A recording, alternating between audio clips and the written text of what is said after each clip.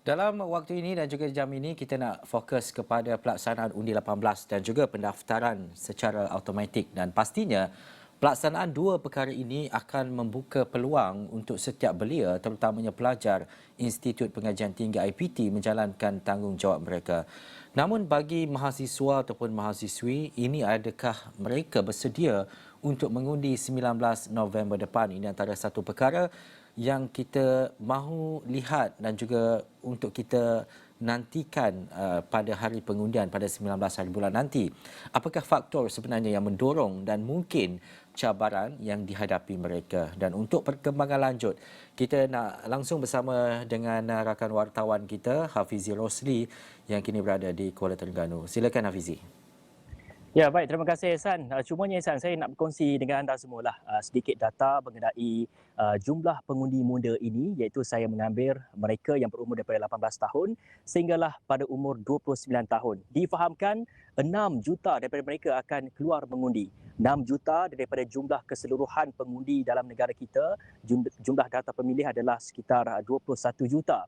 Jadi ini satu angka yang besar dan pastinya kita nak membincangkan sedikitlah bagaimana kesediaan mereka terutamanya bagi pelajar-pelajar di IPT iaitu IPTA dan juga IPTS ini, yang kini saya berada di Universiti Sultan Zainal Abidin di Kuala Nerus di Terengganu ini. Saya telah pun menemubual beberapa pelajar-pelajar bagaimana kesiapsiagaan mereka. Cumanya saya nak kongsi juga mengenai apa yang Ehsan katakan tadi mengenai mereka yang akan keluar mengundi ini, pastinya selepas dijalankan undi 18 dan juga undi automatik ini, dan kalau kita lihat bagi pelajar-pelajar di IPT sendiri, iaitu seramai 1.4 juta pengundi akan pulang ke tempat masing-masing untuk mengundi, dan dalam masa yang sama juga ini antara kemudahan yang telah pun diberikan oleh kerajaan melalui Kementerian Pendidikan Tinggi KPT, iaitu telah pun memberikan cuti pelepasan 5 hari kepada pelajar-pelajar IPT ini untuk mereka pulang mengundi ke tempat masing-masing. Dalam kita bercakap mengenai mereka ni, hak mereka nak keluar mengundi ini sebenarnya ada kekangan mereka sendiri. Kita tahu apabila mahasiswa ini, mereka ini terpalit dengan isu ekonomi, isu kewangan dan sebagainya. Ini merupakan faktor-faktor mereka ataupun yang akan memberi impak sedikitlah kepada pola pengundian dalam kalangan mereka, kerana bagi mereka kekangan kewangan itu merupakan antara faktor utama mereka untuk pulang mengundi nanti. Jadi kita nak dengar apa antara intipati temubual saya bersama dengan 3 orang mahasiswa di Uniza ini sendiri. Ya, saya akan sudah seperti saya akan pulang ke kampung halaman saya. Saya akan mengundi di Parlimen di Negeri Melaka, yang mana saya kira ini adalah peluang daripada anak muda itu sendiri ataupun mahasiswa untuk mengundi, kerana kitalah yang akan menentukanlah siapa yang bakal memimpin khususnya di negeri ataupun di negara kita. Dan tetapi kekangan daripada pihak mahasiswa sendiri ataupun pihak kita sendiri sebagai pelajar adalah contohnya tiket bas, costing lah yang melibatkan duit untuk pulang dan balik. Itu adalah antara kekangan yang dihadapi oleh pelajar. Kekangan yang kami sedang hadapi sekarang adalah kekangan untuk membeli tiket bas, di mana tiket bas ataupun tiket nak menaiki kapal terbang sudah pun penuh kerana pembelian secara terburu-buru inilah. Jadi saya mengharapkan operator bas ataupun mana-mana ahli parlimen ataupun yang bertanding untuk menyediakan inisiatif untuk kami pulang ke halaman, untuk kami turun mengundi bagi menjayakan hasrat keluarga, hasrat kerajaan. Saya akan mengundi di kawasan saya di Ranau Sabah, dan buat masa kini persediaan kami belum ada apa-apa persediaan sebab buat masa ini ada kekangan dari segi tiket flight yang harga agak melambung tinggi, di mana dapat saya lihat baru buat survei tadi dalam 1K ke atas juga harga flight, dan itu merupakan kekangan kami lah untuk turun mengundi. Dan saya mengharapkan agar ada inisiatif ataupun bantuan-bantuan lain daripada pihak yang berkuat kuasa untuk membantu kami lah pelajar Sabah dan Sarawak, sebab hasrat kami ingin turun untuk mengundi. Bagi mereka yang tinggal di sekitar Semenanjung ini, mungkin mereka boleh balik ke tempat pengundian mereka. Namun isu utama adalah bagi mereka yang belajar di Semenanjung ini dan ingin pulang ke tempat pengundian mereka di Sabah dan Sarawak.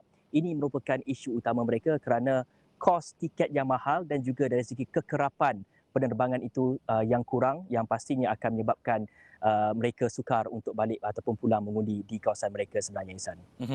Baik, terima kasih Hafizi Rosli. Ini isu utama yang perlu kita lihat dan juga kita ketengahkan, terutamanya berkaitan dengan kos bagaimana untuk pelajar-pelajar ini yang berada di Institut Pengajian Tinggi ataupun di mana-mana sahaja ataupun yang bekerja di kawasan bandar untuk mereka mencari wang dan juga pulang ke kampung dan juga tempat-tempat lain. Tapi Hafizi, sebelum itu, sebelum kita berakhir, kita nak melihat kepada ini sentimen masyarakat dan juga pengundi-pengundi muda yang Hafizi dapat di Kuala Terengganu.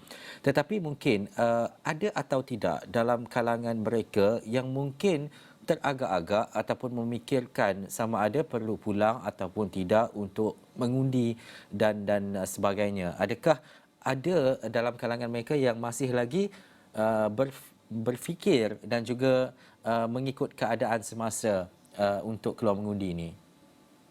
Soalan yang Ehsan ajukan kepada saya juga ada ajukan kepada pelajar-pelajar di UNIZA dan juga di UMT di sekitar Terengganu ini.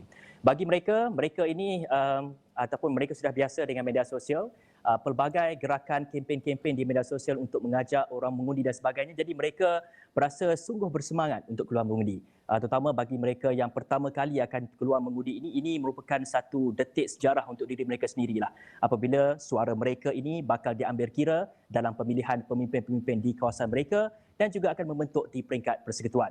Saya kira secara ratanya ataupun secara keseluruhannya mereka dapat saya katakan sangat bersemangat untuk keluar mengundi dan tidak teragak-agak untuk keluar mengundi nanti. Dan pastinya ini juga akan kita kupaskan dalam Buletin Awani seterusnya. Saya akan dapatkan lagi banyak pandangan mereka bagaimana kesiapsiagaan dan kesediaan mereka untuk keluar mengundi pada 19 November 2022 nanti.